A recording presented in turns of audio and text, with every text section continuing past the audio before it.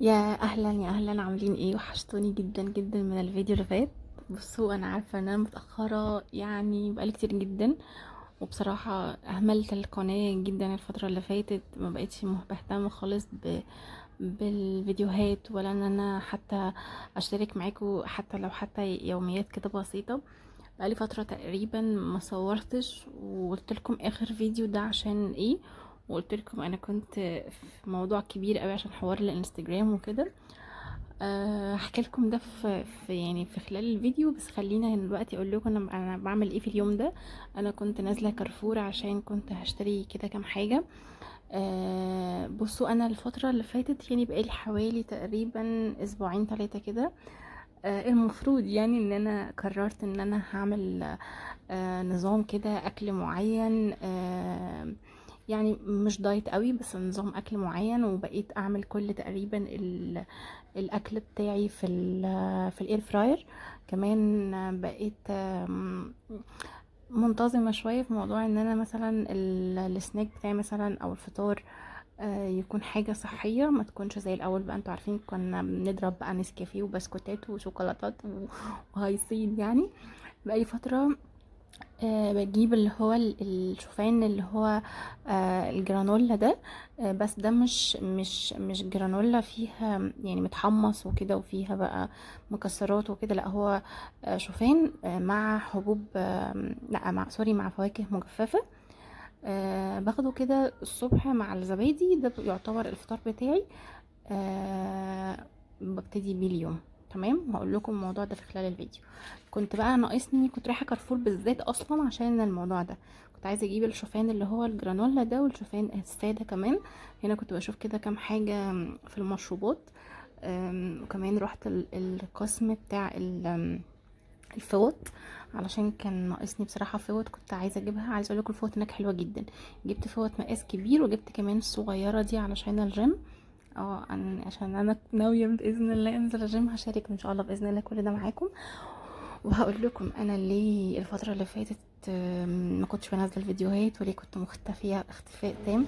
عايزه اقول لكم بجد كمان، بجد انا يعني متشكره جدا جدا لكل الناس اللي سالوا عني، وكل الناس اللي لاحظوا غيابي وبعتوا لي، سواء اللي معاهم ارقامي وبعتوا لي على الواتساب، او الناس اللي بعتت لي على الماسنجر. ناس كتير جدا بعتت لي على الفيسبوك وكانت مستغربه اختفائي ده، ولو انتي رحتي فين، انتي كويسه، طمنينا. بجد بجد بجد يعني متشكره ليكم جدا جدا. وطبعا صحابي بقى القريبين مني، طبعا كانوا كلهم برضو بيسالوا عني، ومبسوطه قوي قوي ان انا يعني رجعت اتكلم معاكم كده تاني. في فتره كده ما كنتش برد على المسجات، بس الحمد لله يعني حاولت على قد ما اقدر ان انا ارجع كده وارد وابقى موجوده يعني. موضوع الانستجرام ده هو كان بداية اللي خلتني اكتئب كده وما نزلش فيديوهات. بصراحة اهملت الانستجرام واهملت كمان اليوتيوب خالص. بقى هو كده كده انا كنت اصلا اليوتيوب كان بالنسبة لي يعني حاجة تقيلة، مع موضوع الانستجرام كمان خلاه بقى اتقل اكتر، وبقيت فعلا فعلا يعني مش عارفه اقول لكم ايه. هقول لكم يعني بجد كنت ماليش نفس ان انا اصور، ماليش نفس ان انا انزل اي فيديوهات. تقريبا عندي حاجات كتير متصوره. عايز اقول لكم انا مصوره اصلا ساعه العيد وديكور العيد وكل الحاجات دي وما نزلتهاش. المهم خليني اقول لكم بقى على الحاجات اللي انا جبتها، وهرجع كمان اكلمكم في بقيه الموضوع. بصوا، انا حطيت الشوفان او الجرانولا اللي هو بالمكسرات والفواكه المجففه، ده كده هنا. وحطيت الشوفان اللي هو اللينو ده، اللي هو الشوفان بس ساده، في العلبه دي. بصوا، عايزه اوريكم شكله.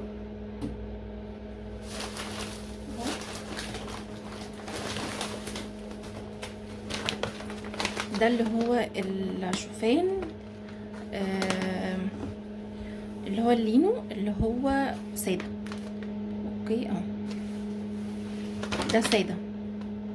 ممكن يتحضر بقى على حسب ما انتوا عايزين، مكتوب عليه ممكن يتحط مع لبن خالي الدسم، ومعلقه عسل ابيض وقرفه ورشه فانيليا وفواكه متنوعه. آم، بس او يتحط على زبادي. تمام. ده ده اللي هو اللين، وده اللي هو الساده او الشوفان الساده اللي هو ده. اوكي. ده التاني اللي هو الجرانولا، اللي هو فيه مكسرات وفيه كمان فواكه مجففه. فانا المفروض عايزه اعمل ده، بس الفكره بقى ان انا يعني ده باخده الصبح بعمله على زبادي وموز، وكمان بحط عليه بذور الشيا دي اهي، دي كده بذور الشيا اللي بحطها مع الشوفان. تمام. اللي هي بتكون شكلها عامل كده. عايزه بس افضيها برضو في علبه، ممكن احطها كده في دي الصغيره دي. تمام.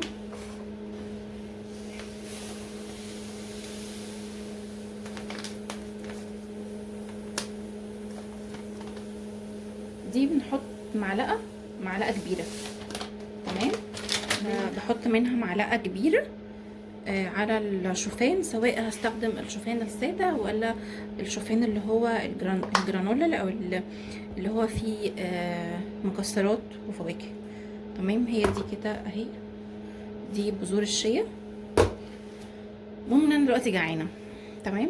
واحنا دلوقتي الساعه 12، فاكيد مش هاكل الشوفان او اللي هو اللي فيه المكسرات والفواكه. هحاول ان انا اكل من ده، احط عليه كمان بذور الشيا علشان الموضوع يعني ما يكونش اوفر، عشان ده بيكون مسكر، فالاحسن يعني ان انا بفطر بيه الصبح بيكون افضل. فهعمل حاليا مش عارفه، انا بحب الطعم ده جدا على فكره. يعني انا بالنسبه لي بميل اكتر للشوفان باللي هو المكسرات والفواكه المجففه. بحس ان هو طعمه بالنسبه لي احلى، لان انا بحطش سكر او حاجه بحلي بيها، فبيكون طعمه احلى. يعني الفواكه اللي فيه والمكسرات بتخلي طعمه لذيذ، مع ان انا كمان بحط موز. فتمام. مش عارفه بقى، انا محتاره هل اكل ده ولا ايه. انا اكتر بصراحه حابه ده، فممكن اعمله، بس اخد منه كميه صغيره، ما اخدش. هو المفروض 3 معالق من الشوفان كبيره. لو انا هنحطها على مثلا علبه زبادي باخد 3 معالق ومعاهم معلقه من بذور الشيا وموزه. تمام. فانا ممكن اخد بس معلقتين مثلا من الشوفان ده مع بذور الشيا على الزبادي والموزه بس. تمام كده. فيلا بينا بقى، يا رب الموضوع يظبط معايا، ادعولي عشان انا بحاول على قد ما اقدر. موضوع كمان الاير فراير عايزه اكلمكم عنه بقى، علشان بجد بجد الاير فراير دي اختراع هايل هايل بجد.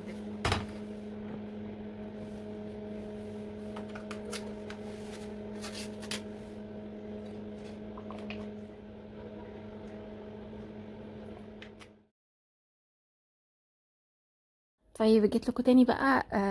انا مرضتش اكلمكم النهارده على الاير فراير عشان انا بحضر لكم فيديو يعني كده ليها، هكلمكم عن كل التفاصيل بتاعتها. انا جربت فيها ايه الاكلات الحلوه اللي فيها، ايه الاكلات اللي مش حلوه فيها، هل هي فعلا تستاهل ان احنا نشتريها ولا لا.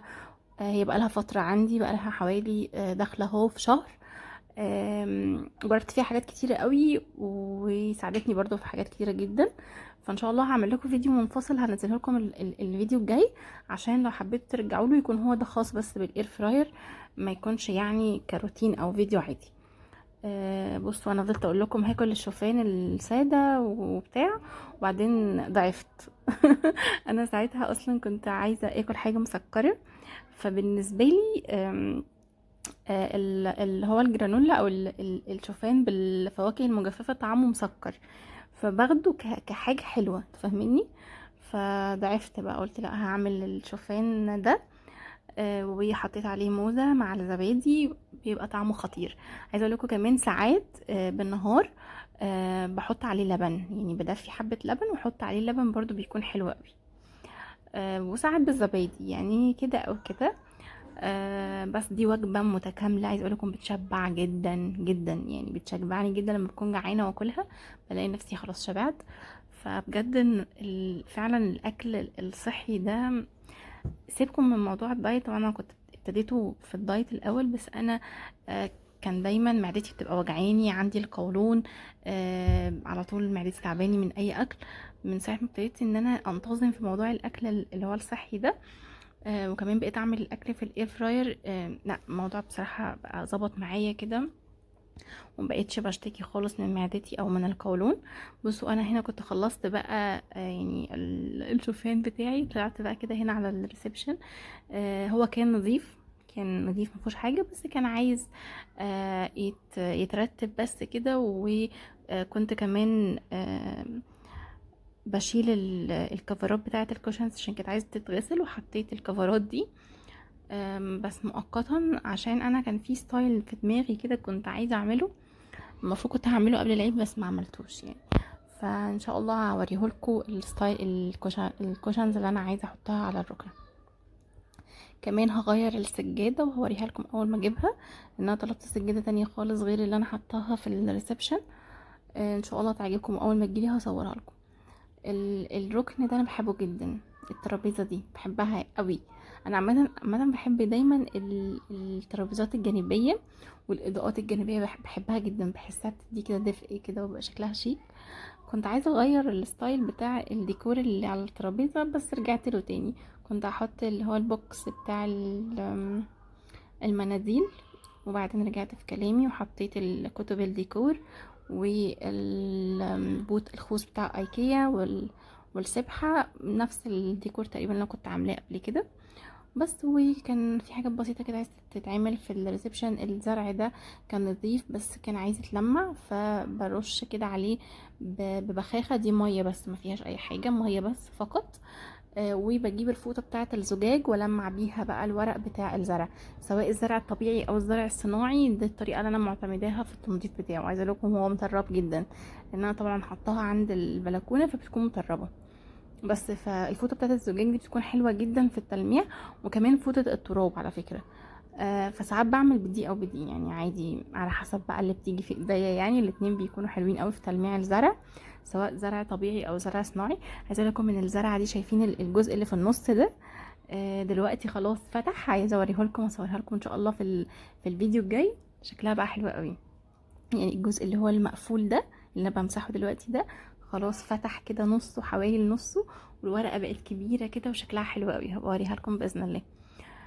بصوا بقى الرانر بتاعي المكرميه ده، انا اصلا وريته لكم الفيديو اللي فات لو تفتكروا، كنت جايباه عشان السفره، بس بصراحه ما عجبنيش خالص في السفره عشان مقاسه طلع صغير. اتضايقت جدا جدا، انا كنت حابه شكله قوي على السفره بس طلع صغير. فان شاء الله هحاول ابقى اعمل واحد تاني كبير للسفره.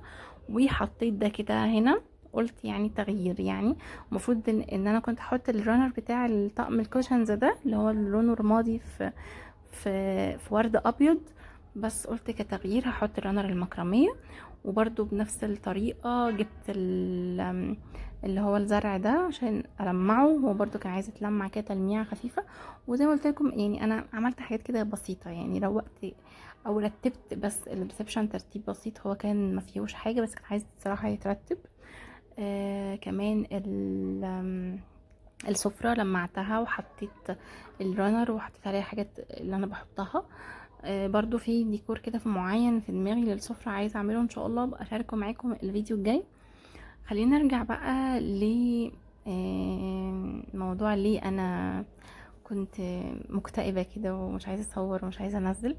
بصراحة كنت لازم اعمل كده، كنت عايزة اخد فترة هدنة كده، اللي هو مش عايزة اطلع لكم وانا يعني اديكوا طاقة سلبية، اللي هو انا بقى انا بصور بالعافية وبنزل لكم بالعافية، لا. كان لازم احس ان انا هبعد شوية كده، اخد هدنة وبعدين ارجع تاني ان شاء الله. بصوا بقى ايه رايكم في الحركة دي بتاعت الشمع دي؟ بصوا انا كمان نزلت لكم، كنت منزله لكم مقطع من العيد ده، كان في العيد، يعني وريتكم انا ازاي كنت حاطه الكحك بقى والبسكويت والبيتي فور والحاجات دي. فحبيت اوريها لكم كده، دي لقطه كده من العيد حبيت احطها لكم، يعني بما ان انا مشاركتش معاكم ديكور العيد يعني فقلت هوريه لكم. خلصت بقى الريسبشن ودخلت على المطبخ. ده كان تاني يوم على فكرة، يعني ده مش في نفس اليوم. ده تاني يوم. كنت بقى المفروض ان انا بعمل نظام غذائي كده، زي ما قلت لكم في الاير فراير، وهبقى اكلمكم في الموضوع ده في الفيديو الجاي بالتفصيل عشان ابقى اقول لكم انا بعمل ايه بالظبط، او ايه النظام اللي انا ماشيه عليه. قولوا لي برضو، اكتبوا لي تحت في الكومنت لو حابين اتكلم معاكم بالتفصيل على النظام الغذائي اللي انا ماشيه عليه، وازاي بعمل الاكل الصحي، و ايه هنزل الجيم اعمل ايه والكلام ده كله.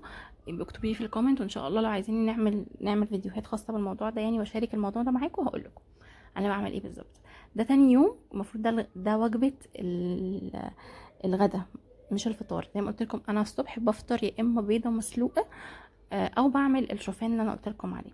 ده كده كان وجبه الفطار، سوري الغدا. وكنت عايزه اعمل حاجه بقى يعني سريعه،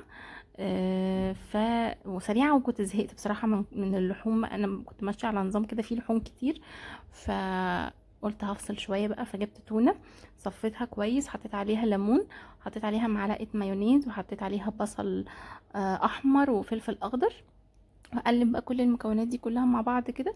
ودلوقتي انا كنت بعمل في الاير فراير توست، كنت بحمص توست تقريبا، صح؟ مش فاكره كنت بعمل ايه تقريبا.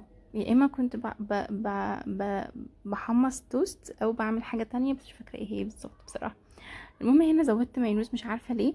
انا عارفه ان المايونيز اصلا غلط في الدايت، مش ماشي مع الدايت، بس انا كنت زهقانه، كنت عايزه احس كده ان انا باكل حاجه مختلفه شويه، لان انا عاده لما بعمل التونه ده في ايام الدايت ببقى عاملاها من غير حاجه خالص، ساده مصفيه كويس جدا وساده كده، فحبيت اعمل لها شويه تحبيشات كده عشان تفتح نفسي. هنا دي مكرونه شوفان اللي انا وريتها لكم في الاول. انا مش عارفه وريتها لكم ولا لا، هوريها لكم الفيديو الجاي. دي مكرونه الشوفان. ممكن ساعات اعمل كده حبه مكرونه بسلقهم، اللي هي مكرونه الشوفان دي، واحط عليها اللي هو التونه، او ممكن اجيب التوست اللي هو الاسمر اللي بالرده ده، واحط فيه التونه كده زي ما انتم شايفين، وبحط بعد كده خس او كابوتشا، وبدخله الاير فراير ينشف سيكه كده، بيبقى طعمه حلو. عايزه اقول لكم التوست ده اللي مش متعود عليه، يعني انا في الاول، في اول ما ابتديت ان انا اكله، انا دايما بحب انا اصلا طبيعتي بحب العيش الابيض، الفينو، التوست الابيض، العيش الشامي، الحاجات دي كنت متعوده عليهم. فلما جيت اكل التوست اللي برده ده حسيت طعمه ممرر كده وما عجبنيش بصراحه. بس ابتديت يعني مع الوقت اتعود على طعمه، وكمان لما بقيت احمصه في الاير فراير، او لو عندكم توستر او ساندوتش ميكر او حاجه زي كده بيحمص التوست، فبيضيع شويه المراره اللي في التوست الاسمر. بس فهعمل كده كام ساندوتش كده واحطهم، و المفروض ان احنا هناكل جنبه ايه. انا نسيت، بطاطس محمر. يبقى انا دلوقتي بحمر بطاطس، او مش بحمر بقى بطاطس، بعمل بطاطس في الاير فراير. يعني قطعت بطاطس عاديه جدا كاني هقليها، وحطيت عليها ملح وفلفل، ودهنتها كده بالزيت دهنه كده خفيفه جدا، ودخلتها الاير فراير عشان تتقلي كانها عامله زي البطاطس المقليه يعني. على فكره طعمها خطير، طعمها حلو جدا جدا. يعني بالنسبه لي مش حاسه فرق جامد قوي بينها وبين البطاطس المقليه. ممكن اول مرتين تلاته تحسوا بفرق شويه، بس بعد كده تعودوا على طعمها، وطعمها حلو جدا وصحيه جدا. وهكلمكم برضو زي ما قلت لكم في الفيديو الجاي يعني بالتفصيل على كل الاكلات اللي انا عملتها في الاير فراير، وازاي نعملها، وايه الحاجات الحلوه، والاير فراير حلو ولا لا، وكل الكلام ده هكلمه لكم ان شاء الله بريفيو مفصل الفيديو الجاي. قبل بقى ما انهي معاكم الفيديو، عايزه اقول لكم على الناس اللي كل شويه تبعت لي معلش على الفيسبوك، وتسالني على الانستجرام وليه وارجعي وتحمسي ويلا واحنا يعني متضايقين وكده. والله انا مبسوطه جدا جدا بيكم، وبحبكم جدا، ومتشكره جدا ليكم. بس انا واخده هدنه كده، عارفه طبعا كلكم قلتولي ان ده غلط، وان ده تعبي كده هيروح على الفاضي، وريتش البيج واقع. انا عارفه ان هي كده كده الاكونت الريتش بتاعه واقع، وده غلط، وده تعبي ومجهودي، وازاي اعمل اسيبه. كل ده انا عارفاه والله، كل ده بفكر فيه. بس انا واخده هدنه كده، وان شاء الله باذن الله ارجع تاني. وبجد بجد متشكره ليكم جدا. اول ما هرجع باذن الله هعرفكم، وهنزل معاكم هنا على اليوتيوب، مش هقطع بصراحه علشان برضو اعرفكم اخباري وابقى معاكم كده وما اقطعش كده مره واحده من الانستجرام من اليوتيوب ومن كله. هسيب لكم كمان الاكونت بتاعي على الفيسبوك تحت في الديسكريبشن، عشان اللي عايز يبعت لي على الفيسبوك. في على فكره فيديوهات كتير انا بشاركها معاكم هناك، فهسيبها لكم تحت في الديسكريبشن ان شاء الله. وهنزل لكم الفيديو الجاي على طول، مش هتاخر عليكم. توحشوني جدا على الفيديو الجاي، ومستنيه اسمع بقى رايكم تحت في الكومنت، اشارك معاكم الفتره اللي جايه الروتين بتاعي بتاع الاكل والحاجات والاير فراير والاكلات والنظام وكل الحاجات دي ولا لا. لو حابين ان انا اشاركها معاكم اكتبوا لي في الكومنت تحت. ان شاء الله اشوفكم على خير في الفيديو الجاي. كده خلاص خلصت بقى السندوتشات بتاعت التونه، ودي البطاطس المحمره اللي انا حمرتها في الاير فراير. طعمها خطير والله بجد، طعمها حلو جدا. عايزه اقول لكم الولاد كمان حبوها. يعني انا الولاد دلوقتي بقيت اعمل لهم البطاطس في الاير فراير، ما بقيتش اقليها لهم. فدي في حد ذاتها حاجه حلوه جدا جدا ان احنا نمنع الحاجات المقليه دي، بجد حاجه صحيه. سيبكم من موضوع الدايت، اكيد أنا مش باكل الولاد عشان يعملوا دايت، بس هو فكره ان هم ياكلوا اكل صحي او يتعودوا على الاكل الصحي. فان شاء الله هكلمكم في الموضوع ده بالتفصيل المره الجايه. بس كده فيديو النهارده خلص. يا رب يكون الفيديو عجبكم، متنسوش تعملوا لايك للفيديو واعملوا شير مع اصحابكم بقى، يعني لعل وعسى القناه ترجع تقوم تاني. بس كده، يلا باي باي.